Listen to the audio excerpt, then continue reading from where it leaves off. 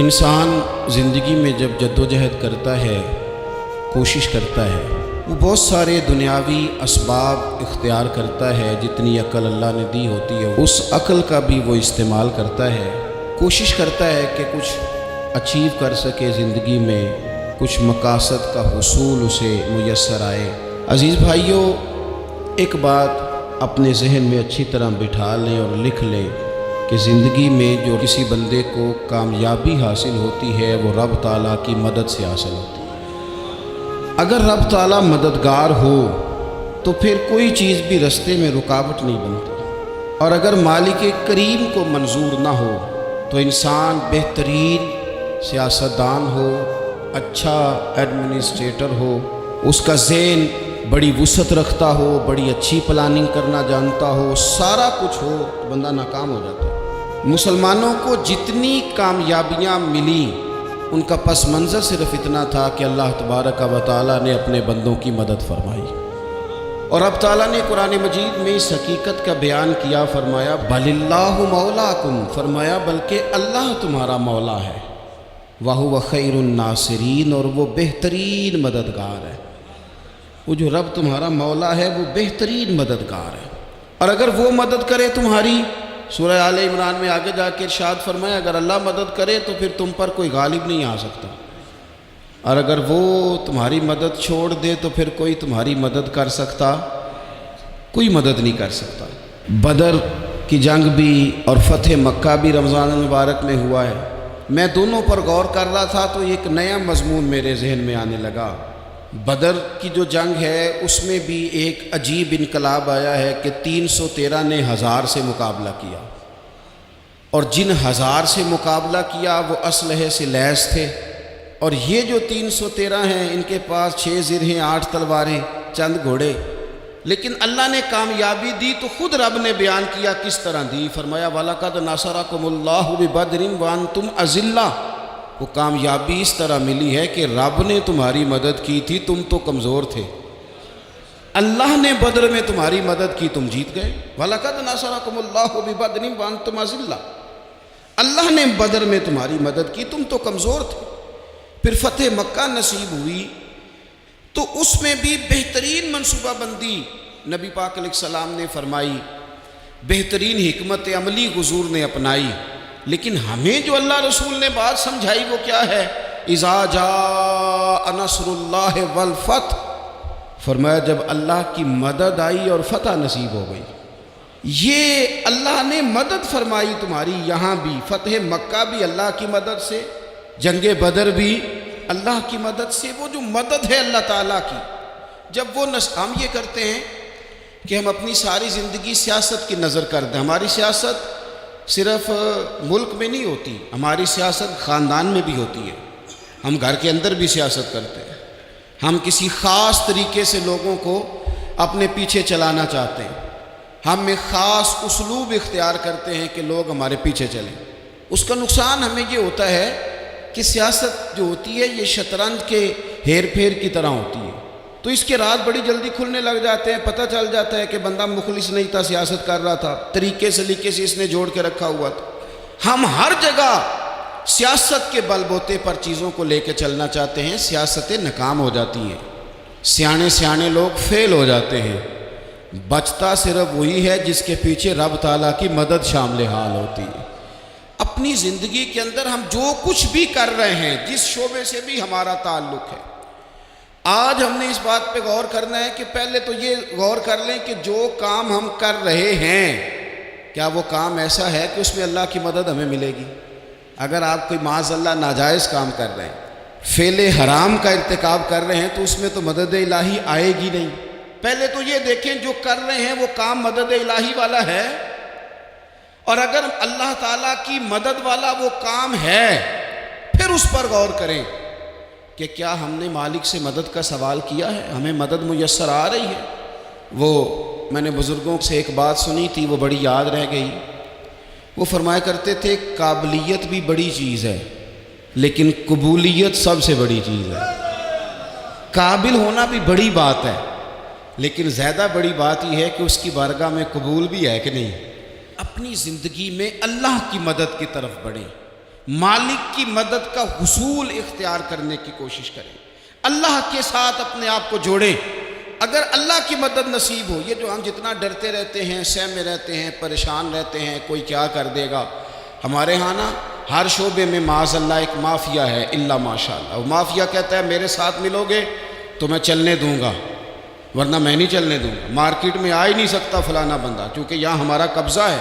اور میرے بھائی پھر بہت سارے لوگ جن کی نیتیں اور ارادے بڑے اچھے ہوتے ہیں شروع میں، وہ بھی اس مافیا کا شکار ہو جاتے ہیں اور ان کے رنگ میں رنگ جاتے ہیں۔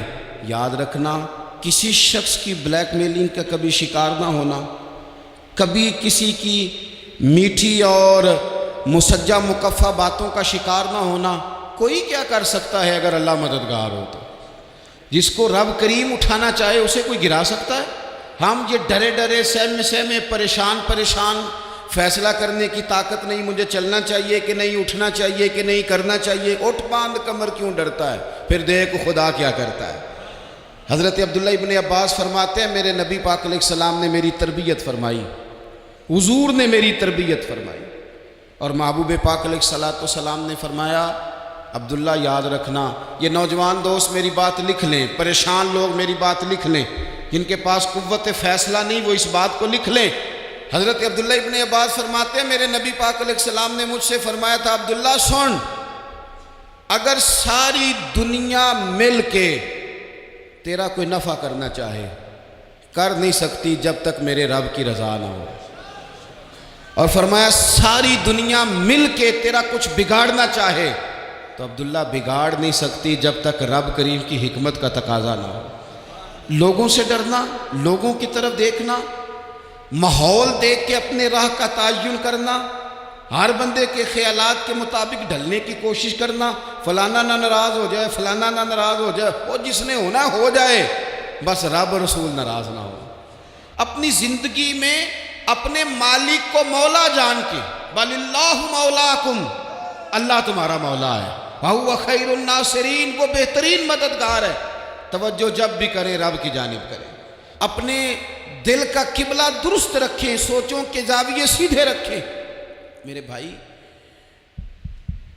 مالک جب بندوبست کر دے نا، جب مالک بندوبست کر دے پھر ایسا بندوبست کرتا ہے کہ لوگوں کے پاس نا چارہ نہیں رہتا۔ حضرت مریم رضی اللہ تعالی عنہا پاک باز تھیں، مسجد میں رہی تھیں، پر مالک کی حکمت کے تقاضے بڑے عجیب ہیں نا۔ پھر جناب مریم کو اللہ تعالیٰ نے بغیر شوہر کے اولاد عطا کر دی۔ یہ بات ہی ایسی تھی، وہ کسی نے کہا تھا کہ مخلوق تو فنکار ہے اس درجہ کے پل بھر میں سنگے در کعبہ سے بھی اصنام تراشے، تم کون ہو کیا چیز ہے داغ کبابی، لوگوں نے تو مریم پہ بھی الزام تراشے۔ تو لوگوں نے کہا کدھر سے لے آئی بچہ، تیرا باپ تو ایسا نہیں تھا، کہاں سے لے آئی؟ اللہ کرے میں آپ کو سمجھا سکوں، ذرا اپنے آپ کو وہاں کھڑا کریں کہ ایک پاک باز عورت، پاک باپ کی بیٹی، طیب ماں کی بیٹی، اور اللہ کے گھر میں پرورش پانے والی خاتون، ایک وہ وقت اور ایک یہ وقت کہ اس عورت کو کٹہرے میں کھڑا کر کے پوچھا جا رہا ہے کہ معاذ اللہ تیری گود میں بچہ جائز نہیں ہے، کہاں سے لائی ہے؟ اب خود سے صفائیاں بندہ کتنی کو دے، کتنی کو وضاحتیں کرے۔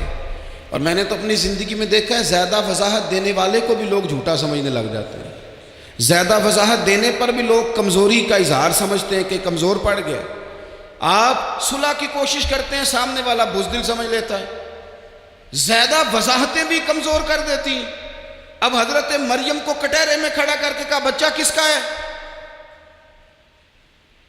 تو پھر خدا بندوبست جب کرے، اللہ جب مددگار ہو، تو پھر حضرت مریم کی گواہی درختوں سے نہیں دلوائی، اس نے پتوں سے نہیں دلوائی، پھر فرشتے نہیں بھیجے۔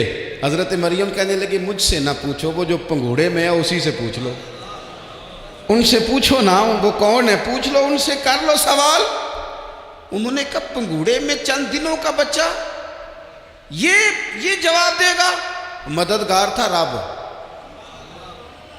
ان کی برات کا اعلان کرنا تھا مالک نے، اور جب مالک اعلان کر دے، جب مالک تیری صفائی دینا چاہے، جب مالک تجھے دنیا کے سامنے نکھارنا چاہے، تو پنگوڑے میں لیٹے حضرت عیسیٰ بول کے کہنے لگے انی عبداللہ آتانی الکتابہ، فرمایا میں اللہ کا بندہ ہوں، رب نے مجھے کتاب عطا کر کے نبی بنا کے دنیا میں بھیجا ہے، میں اللہ کا بندہ ہوں، کتاب لے کے آیا ہوں، نبی بن کے آیا۔ پھر پنگوڑے سے اعلان ہو گیا، پھر بچہ بول پڑا، اور یہ ایک دفعہ نہیں بات ہوئی، یہ بنی اسرائیل میں ایک جریج نام کے شخص بھی تھے جو نماز پڑھ رہے تھے، بعض نے لکھا ہے نفل نماز تھی، اماں نے پکارا تو آئے نہیں، تو ماں کے منہ سے نکل گیا تو اتنی دیر تک مرے گا نہیں جب تک کسی بے حیا عورت کا منہ نہ دیکھ لے۔ تو وہ عبادت گزار تھے، لیکن لوگوں نے ان کی عبادت، ریاضت، پرہیزگاری کو نہیں دیکھا، بس ایک عورت کو بھیج کے الزام لگوا دیا۔ وہ عورت آیا جایا کرتی تھی، اب آ جاتی ہیں عورتیں، مسئلہ پوچھنے کی نیت سے بھی آ جاتی ہیں، ماحول میں کچھ جگہ ایسی بھی ہیں جہاں عورتیں دم کرانے کے بہانے آ جاتی ہیں۔ وہ خاتون آتی جاتی تھی اس خانقاہ پہ، آستانے پہ، یہ بخاری میں موجود ہے، پھر اس نے کہا میری گود میں جو بچہ ہے یہ انہی کا ہے۔ مجھے بتائیں کیسے بندہ وضاحت دے؟ حالات خراب ہو گئے، لوگ کٹیا جلانے لگے، ماحول اور طرح کا بن گیا۔ میرے نبی پاک علیہ الصلوۃ والسلام فرماتے ہیں پھر اس رب کے بندے نے کہا مالک تو کریم ہے، تیری مشیت کا تقاضا آیا جو میری ماں نے جملے بولے تھے، پر اب میں وضاحت دینے کے قابل نہیں رہا، اب تو ہی کرم کرے گا تو دروازہ کھلے گا۔ تو وہ چند دنوں کا بچہ پنگوڑے میں بول کے کہنے لگا میں اس درویش کا نہیں، میں تو فلانے چرواہے کا بچہ ہوں، وہ جو بکریاں چراتا ہے۔ رب کی مدد کو پکاریں، اپنے ساتھ اپنے مالک کی مدد کو شامل کریں، تھوڑے رزق پر بھی گزارا اچھا ہونے لگ جائے گا۔ سارے لوگ آپ کو گرانے کی تدبیریں کر رہے ہوں گے اور مالک آپ کو عزتیں عطا فرما دے گا، اس کی بارگاہ سے حکمت کا تقاضا اور ہو جائے گا۔ ہم نے ساری زندگی لوگوں کو راضی کرنے میں گزار دی، ساری زندگی بڑھاپا آ گیا بچوں کو پالتے، اور بچوں نے آخری عمر میں کہہ دیا ابا اگر کوئی ڈھب کا کام کر لیتے تو آج ہمارے دن بھی پھر نہ جاتے۔ ساری زندگی گزار دی بہن بھائیوں کو راضی کرنے میں، ساری زندگی گزار دی ذمہ داریاں اٹھانے میں، ان کو 99 دفعہ دیا، ایک دفعہ نہیں دیا تو انہوں نے کہہ دیا تو نے تو کبھی دیا ہی نہیں، تو تھا ہی نہیں۔ ساری زندگی محلے داروں، علاقے والوں کو راضی کرنے میں گزار دی۔ اور میں نے ایسے لوگ بھی دیکھے دین کے لیے وقت گزارا، لیکن جب بڑھاپے میں دانت کام نہ کرتے تھے تو وقت کے مفتیوں کو بھی مسجدوں کی کمیٹیوں نے کہہ دیا اب آپ کی سمجھ نہیں آتی، ہم نے خطیب کو یور رکھنا ہے، نہ دیکھو دنیا کی طرف، دنیا رلا دیتی ہے، نہ راضی کرو بندوں کو، بندے تھکا دیتے ہیں، نہ پیچھے بھاگو ہر وقت دنیا داروں کے، یہ انسان کو کمزور کر دیتے ہیں۔ وہ تو کریم ہی بڑا ہے، 2 آنسو زمین پر بعد میں گرتے ہیں، بندے کے گناہ سارے پہلے معاف فرما دیتا ہے۔ اللہ کی مدد کا حصول، اپنے مالک کی مدد کی طرف بڑھنا، آپ کو بدر کی جنگ بھی یہی درس دے گی، آپ کو احد کا میدان میں یہی سبق دے گا، فتح مکہ بھی یہی سبق دے گا۔ میرے دوستو جب رب مدد فرمائے، جب اللہ مددگار بنے، دوستوں سے ایک بات اکثر کرتا ہوں، میں کہتا ہوں کہ جتنے درد سے آپ امیر کو اپنی کہانی سناتے ہیں نا، اور جس طرح آپ کے آنسو بات کرنے سے پہلے گر جاتے ہیں کہ غریب ہیں، بچیاں ہیں، کاروبار نہیں، او میرے سنگیو، اس سے آدھے آنسو اپنے رب کی بارگاہ میں بکھیرو، اس کے حضور عرض گزار ہو جاؤ، اس سے طلب کرو۔ ایک وقت انسان پر زندگی میں ایسا آتا ہے کہ اسے یوں محسوس ہوتا ہے کہ میرا سایہ بھی ذرا سا پیچھے ہٹ گیا ہے، اسے یوں لگتا ہے کہ میں کسی سہارے پہ ہاتھ ڈالتا ہوں تو وہ بھاگ جاتا ہے مجھ سے، لیکن مالک کی بارگاہ ایسی عظیم بارگاہ ہے، رب رسول کے آستانے اتنے بڑے ہیں کہ آپ جب وہاں کشکول طلب دراز کرتے ہیں تو جھولی پھیلانے میں دیر لگتی ہے، ان کو بھرنے میں تو کوئی دیر نہیں لگتی۔ ہم نے اپنا سوچ کا قبلہ ہی دنیا کو بنا لیا۔ یہ جو اللہ والوں کی مدد ہے یہ تو ہے اللہ ہی کی مدد ہے، لیکن یہ جو سیٹھوں کی طرف توجہ کرنا، نوابوں کی طرف توجہ کرنا، دنیا داروں کی طرف توجہ کرنا، اور اپنا مزاج اس طرح کا بنا لینا، یارو گردن کو جھکا دیتا ہے خیرات کا پتھر، جہاں میں مانگنے والوں کے سر کبھی اونچے نہیں ہوتے۔ اور اقبال کہتے ہیں غیرت ہے بڑی چیز جہان تگ و دو میں، پہناتی ہے یہ فقر کو تاج سردارا۔ میں عرض کروں گا کہ اپنی آپ جب توجہ کا قبلہ اللہ رسول کو بنائیں گے تو رب فرماتے ہیں وَيَرْزُقْهُ مِنْ حَيْثُ لَا يَحْتَسِبُ، میں نہ تجھے وہاں سے رزق دوں گا جہاں سے کبھی تیرا گمان بھی نہیں گیا ہوگا، یہاں سے بھی مل سکتا ہے، تو نے سوچا بھی نہیں ہوگا۔ بخاری شریف میں حدیث ہے، حضرت جابر ابن عبداللہ فرماتے ہیں نبی پاک صلی اللہ علیہ وسلم نے 300 لوگوں کا ایک لشکر روانہ کیا کسی مہم کے لیے، کسی جہاد کے لیے۔ حضرت ابو عبیدہ بن جراح رضی اللہ تعالیٰ عنہ امیر لشکر تھے۔ فرماتے ہیں غربت اتنی زیادہ تھی، بھوک اتنی زیادہ تھی کہ ایک ایک کھجور دن میں ایک وقت کھانے کو ملتی تھی، اور کچھ دن ایسے آئے کہ اب کھجور بھی نہیں مل رہی۔ فرماتے ہیں اتنی زیادہ بھوک لگی مجاہدین کو 300 بندہ پتے کھا کے گزارا ہونے لگے۔ یہ بخاری میں موجود ہے۔ آپ فرماتے ہیں کہ دریا کے کنارے ہمارا پڑاؤ تھا، ٹھہراؤ تھا، جب بھوک سے نڈھال ہو گئے نا وَيَرْزُقْهُ مِنْ حَيْثُ لَا يَحْتَسِبُ، اللہ وہاں سے روزی دیتا ہے، گمان بھی نہیں ہوتا۔ فرماتے ہیں ایک مچھلی اللہ تعالیٰ نے دریا کے کنارے بھیجی، فرماتے ہیں وہ تھی تو مچھلی پر پہاڑ جتنی تھی۔ بخاری میں لفظ ہیں، حضرت جابر ابن عبداللہ رضی اللہ تعالیٰ عنہ فرماتے ہیں 300 آدمی 18 دن تک اس مچھلی کو کھاتے رہے، مچھلی ختم ہی نہیں ہوئی۔ مچھلیاں نہیں، مچھلی کہتے ہیں 18 دن 300 بندہ کھاتا رہا، مچھلی ختم ہی نہیں ہوئی۔ اور فرماتے ہیں کہ اس کی ہڈی نکال کے، کانٹا کہیں گے آپ اپنی زبان میں، کہتے ہیں وہ نکال کے نا تو اس کو کھڑا کیا نا جب، تو اونٹ کجاوے سمیت اس کے بیچ سے گزر جاتا تھا، 2 اس کے کانٹے جوڑے۔ فرماتے ہیں وہ اس کا گوشت ہم کھاتے تھے اور اس کی چربی بطور تیل کے ہم جسموں پہ ملتے تھے، بیماروں کو اس سے سکون آتا تھا، تندرستی شفا ہوتی تھی۔ فرماتے ہیں ہم کھایا بھی ہم نے، اور کچھ لے کے ہم مدینے بھی گئے، اور قربان جائیں نبی پاک نے بھی اس میں سے کھایا۔ ہم نے عرض کی حضور یہ معمہ کیا ہے، یہ ماجرا کیا ہے؟ تو محبوب نے فرمایا تمہارے پاس غذا نہیں تھی، رب نے تمہارے لیے بندوبست کیا ہے، اللہ نے تمہیں دیا ہے۔ مکان شروع کر لیا، ایک صاحب نے وہ مکان بنانے لگے، آپ وہ حساب لگا رہے ہیں، کہتے ہیں میرے پاس اتنے پیسے ہیں، اتنے میں نے فلانے دوست سے کہنا ہے اس نے دے دینے، اتنے فلانے رشتہ دار سے کہنا ہے اس نے دے دینے، اتنے فلانے سے کہنا ہے اس نے دے دینے۔ یہ ساری کاپی بنا کے مکان شروع کر لیا۔ جو روز کہتا تھا نا کوئی حکم ہو جاتے دسی، سب سے پہلے اس کو کہا میاں پیسے چاہیے دین، وہ کہندا ہو کل ہی منڈا ٹوریا کدے تو پرسوں دس تے لب جانے سن۔ میں آپ کو اپنے تجربے کی بات بتا رہا ہوں۔ جن لوگوں کا خیال ہوتا ہے نا کہ آپ سٹارٹ کریں فلانا کام، ہم آپ کے ساتھ ہیں، اللہ کا ہی کوئی نظام ہے، وہ بالکل بھی نہیں ساتھ ہوتے۔ لیکن ایسا نہیں ہے کہ کوئی ساتھ نہیں ہوتا، اللہ تعالیٰ بڑے اسباب پیدا کرتا ہے، وہاں سے دیتا ہے جہاں سے گمان بھی۔ ہمارا یہ ذہن بن جاتا ہے ہم ساری اپنے حساب سے چلتے، اتنے رشتہ داروں سے، اتنے کون آپ کے ساتھ چلے گا، سوال ہی نہیں پیدا ہوتا۔ یہ سارے کام چھوڑ کے سب سے پہلے 2 رکعتیں پڑھو، اپنے رب کی بارگاہ میں، رسول کائنات کی بارگاہ میں گزارشات اور استغاثے پیش کرو، وہاں سے خیر طلب کرو۔ دنیا دار کیا دیں گے، کیا دے سکتے ہیں، کیا حیثیت ہوتی ہے کسی؟ اللہ کہتا ہے وہاں سے دوں گا، تو جو اللہ مال دے وہ لینا چاہیے کہ رشتہ داروں کا مال دیکھنا چاہیے؟ جو اللہ دے وہ لینا چاہیے کہ سیٹھوں نوابوں کی جیبیں دیکھنی چاہیے؟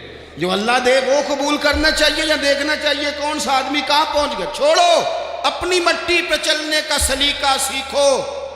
کسی کے سنگ مرمر پہ چلو گے تو پھسل جاؤ گے، پھسل جاؤ۔ اس پر ایک اور بات عرض کر دوں، صحیح بخاری سے، مسلم سے ایک اور بات۔ کچھ چیزیں ایسی ہیں جن سے اللہ کی مدد آتی ہے، مدد ملتی ہے۔ ایک چیز ان میں سے ایسی ہے جس سے بہت مدد نازل ہوتی ہے، وہ ہے کہ جب رب آپ کو دے نا تو پھر آپ بھی اس کے رستے میں دیں، پھر مدد آتی ہے، پھر اور آتا ہے۔ بخاری مسلم میں حدیث ہے، یہ زیادہ ہی توجہ طلب عمر ہے، اس پر آپ غور کریں گے۔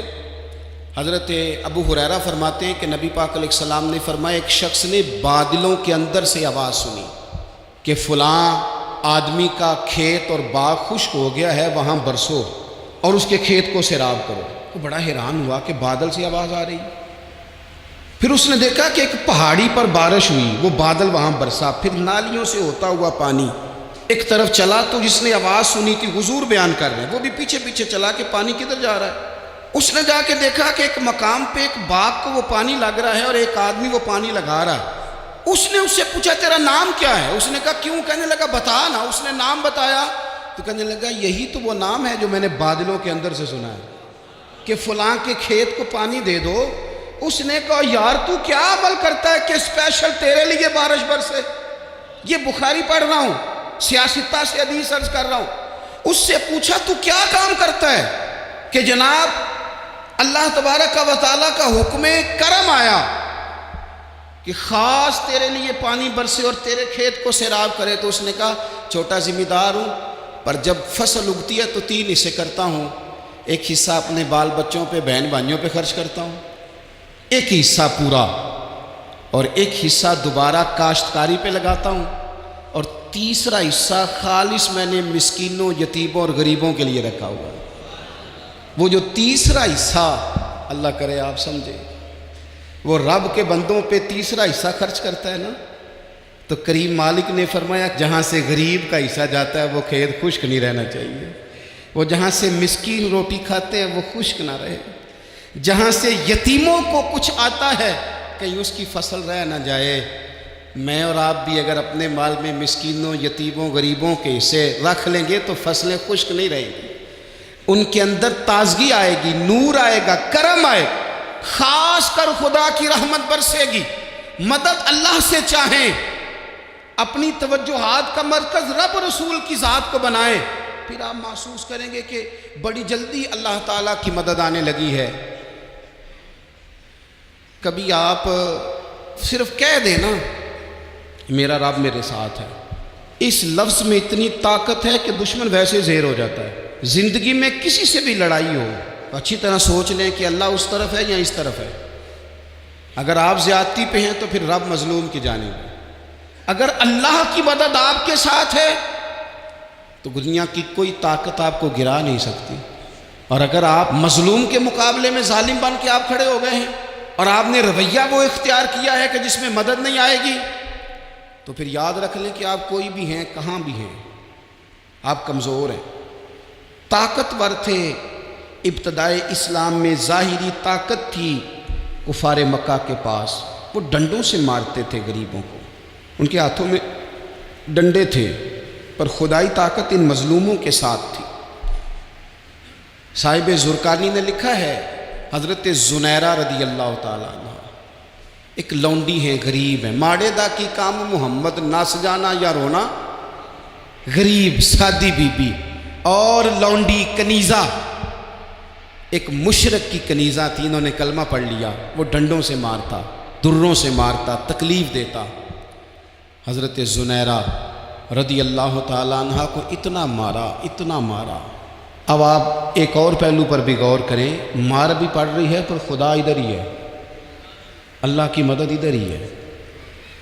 رب کہتا ہے کہ پہلے تو صبر کرنا، ان اللہ مع الصابرین، تو صبر کرے گا تو پھر رب کی معیت ملے گی، ذرا ٹھہرنا، تو تھوڑا ڈٹنا۔ ان الذین قالوا ربنا اللہ ثم استقاموا تتنزل علیہم الملائکہ، تو کہے اللہ میرا رب ہے، پھر تو پہلے ڈٹ، پہلے تو نے ڈٹنا ہے۔ ثم استقاموا، جو ڈٹ گیا، تتنزل علیہم الملائکہ، ڈٹنے والے کے لیے مدد آتی، پہلے تھوڑا ٹھہرنا پڑتا ہے، پہلے تھوڑا صبر کرنا پڑتا ہے، حوصلہ کرنا پڑتا ہے، اس کے بعد مدد آتی۔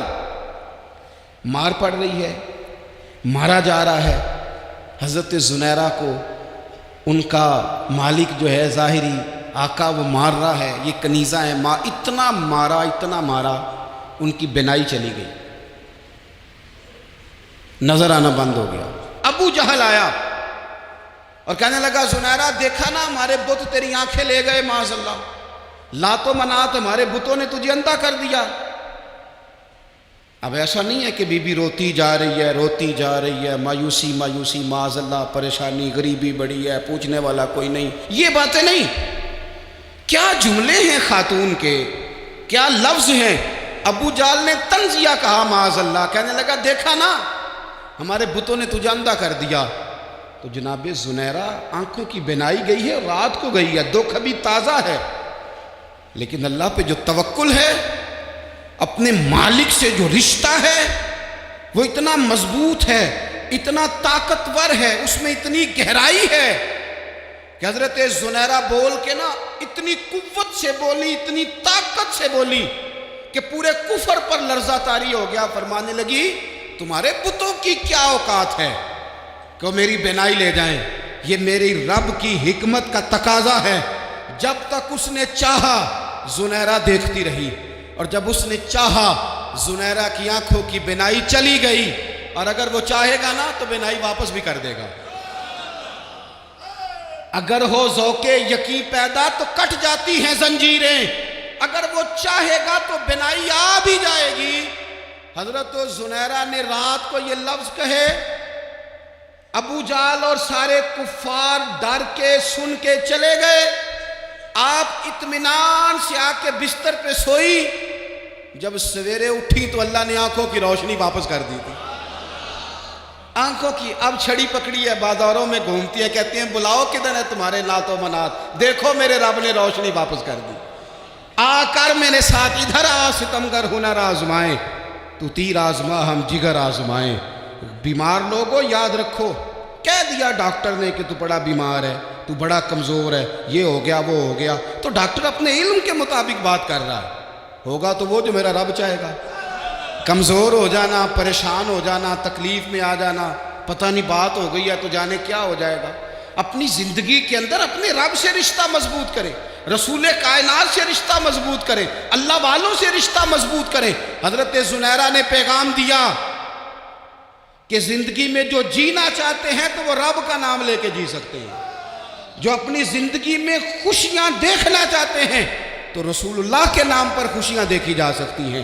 توکل کی بنیاد پر بندہ خوشیاں لے سکتا ہے، اور اگر انسان میں توکل نہیں ہے تو پھر وہ اس کالے جادو سے بھی ڈر رہا ہے، وہ نیلے سے بھی ڈر رہا ہے، وہ پیلے سے بھی ڈر رہا ہے، وہ فلانے سے بھی ڈر رہا ہے، وہ میرے خلاف فلانا رشتہ دار سازش کر رہا ہے تو ڈر رہا ہے، فلانا میرے بارے میں یہ کر رہا ہے تو ڈر رہا ہے، وہ پتہ نہیں دنیا ادھر ہو جائے گی تو کیا ہو جائے گا، اٹھ باندھ کمر کیوں ڈرتا ہے، پھر دیکھ خدا کیا کرتا ہے۔ تو اس ساری گفتگو کا نچوڑ آپ کو یہ عرض کیا ہے، سب سے پہلے تو یہ کہ میدانوں میں مدد بھی اللہ کی، رزق میں مدد بھی اللہ کی، فصلیں خشک ہوں تو مدد پھر بھی اللہ کرے، تو پھر ساری مدد، اور اگر انسان بیمار ہو تو پھر بھی مدد اللہ کی۔ تو اپنے اللہ کی جانب توجہ کو بڑھائیں، آپ اللہ سے مدد کے سوالی بنیں۔ ترمذی کی ایک حدیث ہے، میں آپ کو زندگی کا تجربہ بتاتا ہوں کہ جب میں بڑا پریشان ہوتا ہوں تو یہ والی روایت کھول لیتا ہوں، مزہ دیتی ہے۔ میرے نبی پاک علیہ السلام نے فرمایا اپنے دکھ سیٹھوں نوابوں کو نہ کہنا، مالداروں کا نہ کہنا، ورنہ اللہ تمہیں کبھی غنی نہیں کرے گا۔